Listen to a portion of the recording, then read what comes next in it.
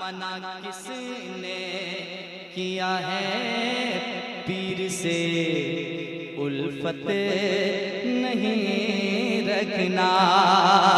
मना किसने किया है पीर से उल्फत नहीं रखना। मना किसने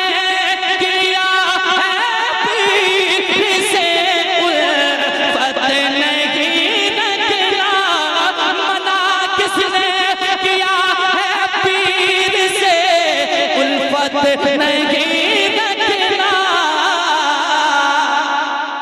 मगर